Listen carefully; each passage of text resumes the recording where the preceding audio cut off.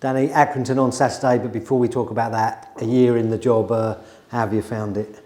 Yes, a year. Nicky and I said this to each other this morning. It's gone really quick. Not the easiest year of my life, for sure, but yeah, a really good year. I've enjoyed it. Some great people at the football club, both internally, staff, players, and obviously our wonderful supporters. So no, it feels a privilege. We were super excited this time last year, and we had the same energy and enthusiasm today. And I think not always been straightforward. We didn't anticipate it would be. I think when you pick up a team that have lost 11 out of 12 games and are sitting in the relegation positions in League Two, you kind of know what you're going into. But I remember saying, really good group that we inherited, really good group of players and people, and just needed a bit of help and support. And we managed to navigate through that difficult situation. And that game against Crewe, I know we were pretty much safe going into that game, but it never felt like that for me. That felt like the longest week of my life. And it'd obviously been a really busy period because we'd had pitch problems. We'd had so many games back to back, and yeah, it was good to get over the line, although that was a game we dominated and should have won, and somehow found a way to draw in the last in injury time. But it gave us a chance to reset, and I don't think any of us at the club anticipated the amount of change that we were going to make. We knew that there would be change naturally when you finish 22nd in League Two, but didn't anticipate the amount of change that there has been. And we did well from a recruitment point of view. I think we were able to sell a lot of good young players for good money, and I think this was important for the football club. I think it's blatant for everybody to see that Robbie is a brilliant owner who has invested so much into this club, and probably had to over-invest in recent years to get the club out of the difficult position it was in. So it was nice to be able to help him and to get some funds back. And yeah, I think as an academy and as a football club, we should be really proud of the fact that we've sold young Bradley, Noah, Jay Mingy, Jaden Fevrier, all these boys, all these young players that have developed and improved while playing for Colchester, and been able to move them on to higher levels. And of course, it allowed us to recruit this group. And yeah, like I said, when you make as much change as we did, then you're just trying to find the right chemistry and the right ingredients. And yeah, I think the run that we've been on up until Swindon on New Year's Day has been really good. And yeah, we can feel that we've got we're kind of creating a consistent level of performance.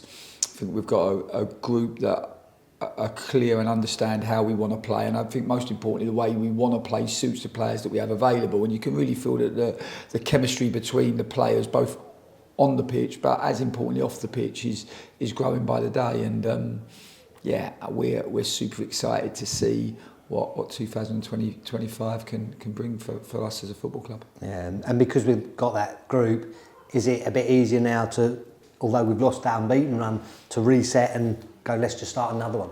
Yeah, well, it's easy when you lose. It's easy just to see the worst in the performance and the situation. But actually, we did a lot right. At 80 minutes, we were in complete control of that game, and we should have won the game. We didn't, because we got tired physically, but more importantly, got tired mentally, which meant we then become a bit emotional and lost our discipline, and it stopped us doing what we do well, and we didn't sustain our attacks anywhere near as well as we should have done in that last 10 minutes. And as a consequence, the game got open. It then became a bit basketball-y, and it became a bit chaotic. And we're a much better team when we have control, and we play with control. And yeah, today really in our game review, it was just to highlight this to the boys, to show them what we can look like when we play with control and with real authority, and then what it looks like for us when we don't, and we make poor decisions, or we make more poor technical executions, and how the game can then look for us. So I think we took some good learning from the game against Swindon, and yeah, we just want to attack what's in front of us now, and that's obviously Accrington Stanley on Saturday. And what kind of challenge will they bring to the table? Is it all about what we do? No, I think always it's to put the energy and the focus into us for sure, but always to respect our opponent. I think they're a team that are very dangerous. If you actually look at their league position, their metrics are much above their league position. I think that they are a very aggressive team. I think they're a team that like to play man to man and to defend with a real intensity and aggression. They've obviously played a game less than us in this Christmas period as well, which will no doubt be an advantage. I think they have some really good attacking players. They can be a real threat on the counter attack. They're also a threat from crosses in the box and from restarts. So yeah, they're a team that can be very dangerous, that we have a lot of respect for. I think we had a real tough game with them earlier in the season. But yeah, for us, we want to try to find a rhythm and a control in the game, which we know won't be easy. And yeah, we want to try to exploit the weaknesses that we see in our opponent, which is what we try to do every week, and no doubt what Accrington will be trying to do to us. And earlier on we spoke to Harry Hansen. He was talking about the fact that we've almost played everyone now and we've competed really well even with those teams at the very top of the league. So he's looking forward to kind of being even better in the second half of the season. That must be how you look at it.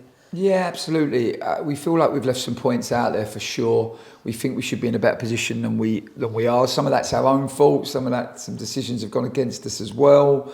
You combine that, we think that probably we've left somewhere around 18, 20 points behind, which is disappointing. But sometimes when you're a new group and you make as many changes as we have, then yeah, you're working to try to find a consistency. Now, in the 11 games leading up to Swindon, I think we found a real level of consistency, and even for 80 minutes on New Year's Day, we played to a good level. So we have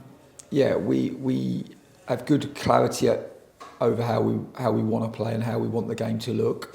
The partnerships and the relationships all over the pitch are growing, which I think is so important. And most importantly, we've got a really good group of honest players that love playing for this football club and want to give everything to the badge and to our brilliant supporters. So all of those things suggest to me that 2025 and the second half of this season should be exciting and a lot of fun. And yeah, for us, we want to have a really good January, and we want to try to start another run. You know, we went 11 unbeaten. We worked really hard in that period, 12 hours without conceding. So lots of good things in that run of games, and yeah, we enjoyed the feeling that it gave us. We enjoyed the feeling it gave our supporters and the whole football club, and it's something that we want to start another run now.